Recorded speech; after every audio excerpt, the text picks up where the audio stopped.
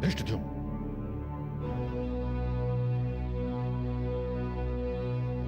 अंगराज कर्ण, स्वयंवर के नियम अनुसार प्रतियोगी का उत्तम कुल का होना आवश्यक है।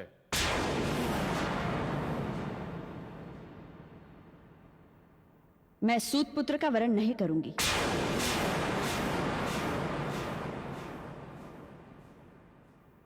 परंतु यह तो अन्याय है। प्रतियोगिता धनुर्विद्या की है, न कि जाति या कुलगोत्र की। क्या बात है वत्स? क्या समस्या है? समस्या आज की नहीं है, सहस्रों वर्ष पुरानी है ऋषि। इस समस्या का बीज महाराज मनु बो गए थे। यदि इस प्रतियोगिता में केवल कुलीन व्यक्ति ही सम्मिलित हो सकता था तो इसका उल्लेख निमंत्रण पत्र में होना चाहिए था, परंतु ऐसा नहीं था। इसलिए अंगराज कर्ण को इस प्रतियोगिता में भाग लेने के अधिकार से वंचित करना न केवल अन्यायपूर्ण है, बल्कि इनका अपमान है।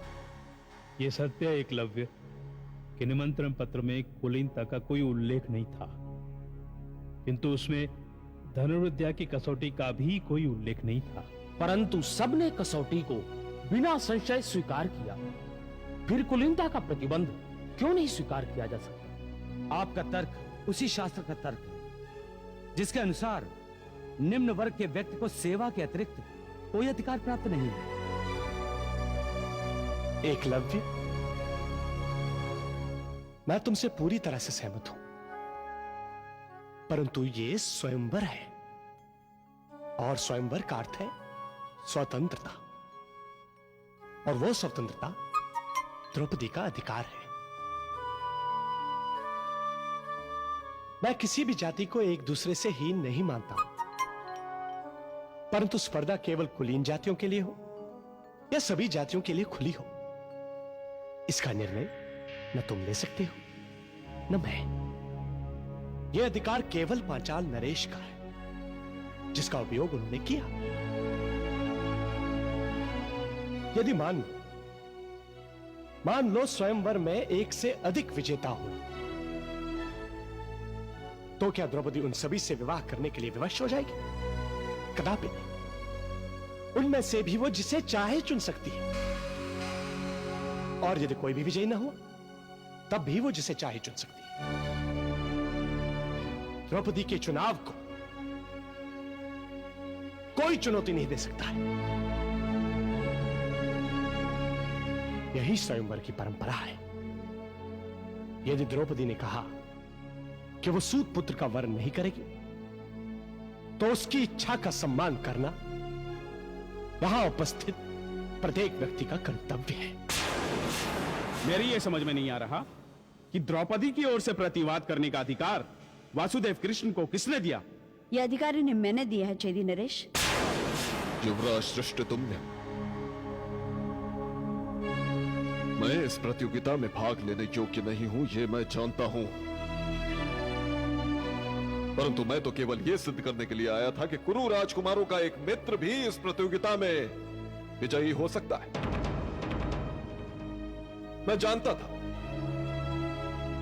था कि क्षत्रियों की सभा में कभी किसी सूत पुत्र को न्याय नहीं मिल सकता। ऐसा ही अवसर एक बार पहले भी आया था ना, स्मरण है आपको? जब कुरु राजकुमारों की शस्त्र परीक्षा पर मैं पांडव पुत्र अर्जुन का प्रत्युत्तर देने के लिए खड़ा हुआ था, तब भी मुझे सूत पुत्र कहकर बिठा दिया गया था। और तब वही मित्र दुर्योधन ने मेरा तिलक करके मुझे अंगदेश का राजा घोषित किया था। हाँ, मुझे आज भी भीम का कटाक्ष स्मरण है मुझे भीम का कटाक्ष, और वो मात्र भीम का ही नहीं, आर्यवर्त के समस्त क्षत्रियों का कटाक्ष था।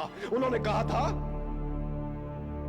कि अभिषेक करके किसी सूत पुत्र को राजा तो बनाया जा सकता है, परंतु उसकी धमनियों में राजवंश का कुलीन रक्त प्रवाहित नहीं किया जा सकता।